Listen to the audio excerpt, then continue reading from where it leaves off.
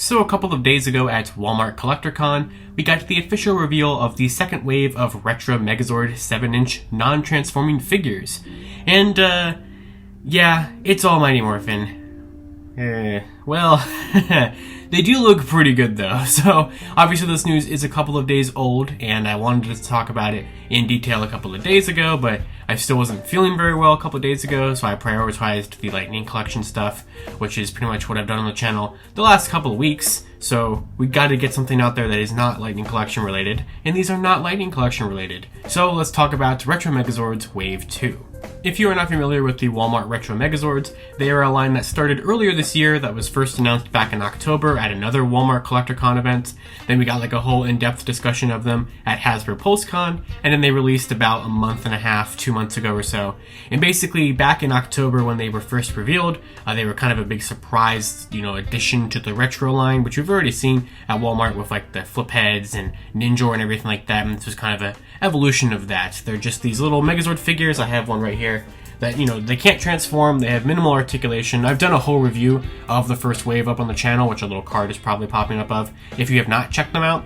I really like them. I really do like them. They were like $16 figures. They're a little bit more now. And basically back in October when they were revealed, we knew because of different listings that there was going to be a second wave of them. So back in November, I posted a video which is definitely not aged well, except for like one particular thing. But in the video, I basically speculated what was going to be in Wave 2, because we knew we were going to get 4 more, and we kind of guessed at like what they would have done based off of like popular seasons and like what the Hasbro brand seems to kind of like in terms of like hoping for in space and stuff like that. And I should have known. I should have known that they were just going to go all Mighty Morphin on this wave. So while I definitely am not a fan of the choices for Wave 2, I think that they are executed perfectly fine. I think that this is a good wave. It's just like, there's so much other stuff I would have preferred them to do than all Mighty Morphin. But let's go ahead and get into the wave with the first figure up in Wave 2, which is going to be the black and gold Dino Megazord. Everybody's favorite on-screen appearance of this Megazord. So basically, this is sort of our NinjaCon of the wave. So basically last time, NinjaCon was previously only a Bandai America toy exclusive item that then Hasbro made out of the Retro Ninja mold to kind of reference that. This is kind of this same sort of situation. This is the toy exclusive being brought back as a toy again, Megazord for the wave. I don't know if that's going to be something every time.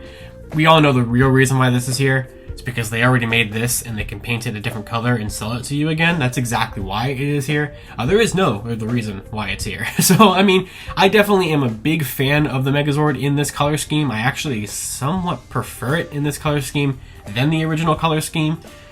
So, hey, they got my money. I'm definitely buying it. I've always liked whenever they've done this color scheme. I liked when Bandai did it back in '93, which I don't have that version of the Megazord, but I do have the 2015 Legacy edition of it, which is very, very pretty. And then, of course, we also have the Legacy figure version of it from 2016. And then I think the only other version of it that exists is the unfortunate NFT-locked Zap Megazord version of it for the Lightning Collection. So obviously Hasbro already is no stranger to doing this just like Bandai did. There might be one other version of it like this, I cannot think of it. Obviously I guess there is the Black Daijujin from Bandai Japan, but this one, it's interesting whenever we see this get done in a toy line, because they always somewhat take their own design liberties with it, because since it isn't something from the show, there's not like a predetermined color scheme that this follows. So it feels like the more and more that this gets done, the more red people keep adding into this and not just black and gold. Because basically the original Bandai America one from 1993, which was also a Japanese import basically, I think the only red on that was like the mastodon eyes and things like that. The Bandai Legacy one definitely added a little bit more red in like the knees and everything. The Bandai Legacy figure one really didn't have much red on it. That one's kind of an exception to this. But the Zap Lightning Collection version definitely adds some more red in like the Mastodon M's and in the arms and everything like that.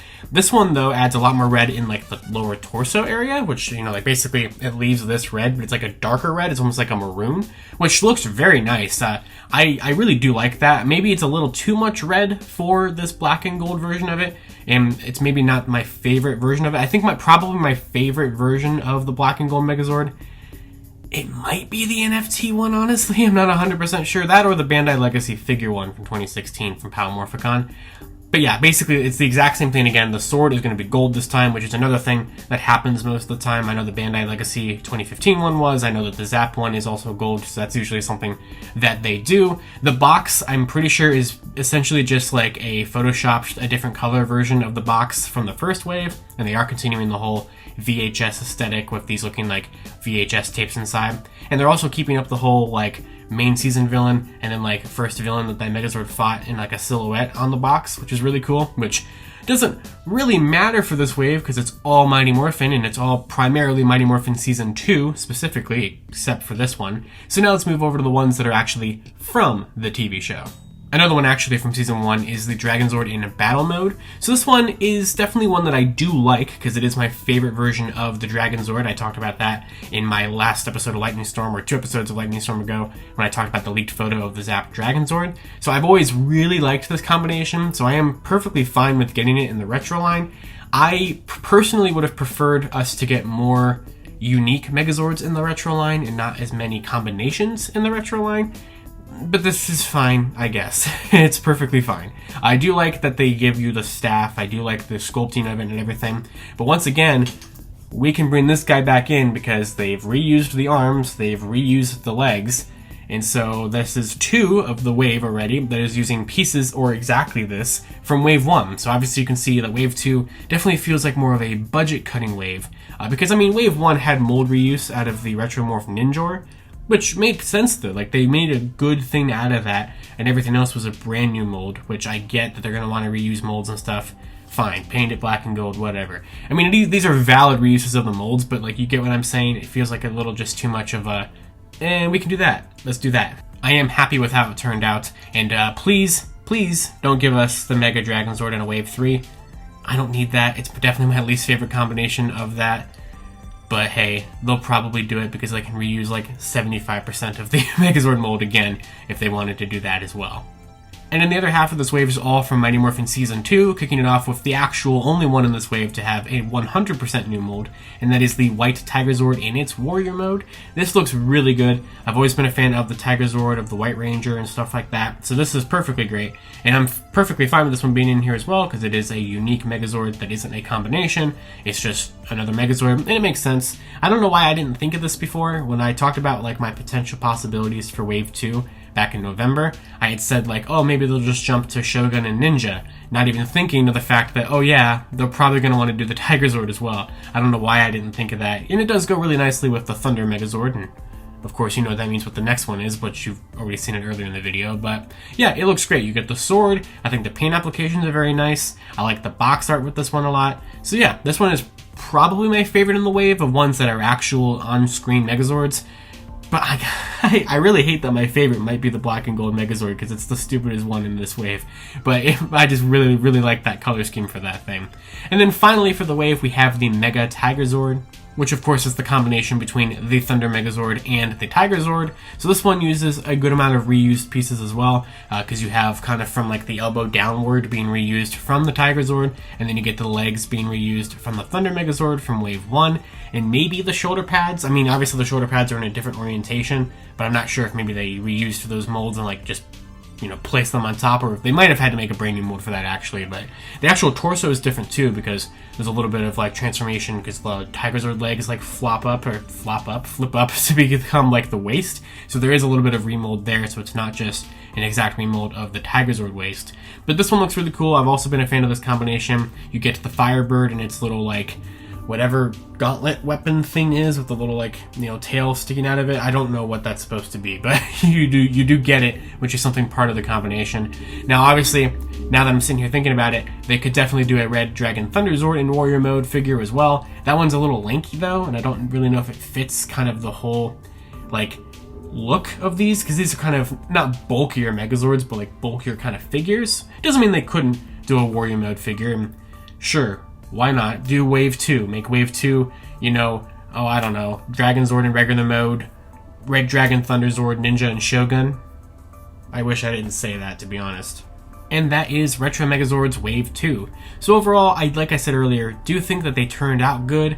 I'm just not a fan of this selection. I definitely thought that this wave would have had like a Zeo Megazord, or I really thought like an Astro Megazord was almost an exact guarantee for this wave, but hey, I guess not. It's hard to say if we're going to get more beyond this. I could easily see this being the end of the line, because, I don't know, we don't have any Wave 3 listings yet. Doesn't mean that there won't be a Wave 3.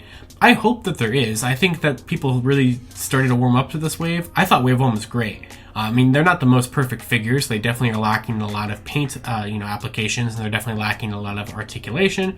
But they were pretty solid figures. I mean, like I said earlier, I checked out the first wave. I thought they were pretty great. You can see them behind me, actually, by the Lightning Collection figures.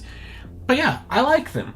And I would have liked to see them continue on beyond Mighty Morphin. So hopefully, these do well enough for us to actually get a third wave. I'm sure there'll probably be something Mighty Morphin in the wave. And hey, I like the Ninja Megazord. I like the Shogun Megazord. So if that's what's next, so be it. But please, if we make more Hasbro, please expand beyond Mighty Morphin. We want other seasons. We really do. And that first wave was great because it had that toy-exclusive NinjaCon, which was a really cool, deep reference to Ninja Storm, and it had the Galaxy Megazord, which was a really good one. Well, that's all I got on this wave. So they are available for pre-order right now on both Walmart and on Hasbro Pulse, with the Walmart pre-orders being for July and the Hasbro Pulse pre-orders being for August. There's also a little bit of a price increase on them. The last wave was $15.99. This wave is $16.99, so, it could be worse, but they are now basically $17 figures, and this is the same price, essentially, on both Walmart and on Hasbro Pulse. I would love to hear down in the comments below, what do you think of this wave? Would you have preferred them to have different Megazords in this wave? Did you pick up Wave 1 and are also going to pick up Wave 2? Did you not pick up Wave 1 and are actually going to get Wave 2? Do you want them to make a Wave 3? And if so, what would you like to see in that line? But that's all I got for this episode here, this little video. So until next time, you guys can follow me on Twitter at LivingRangerKey or LightningTickPR, and I'll see you all next time.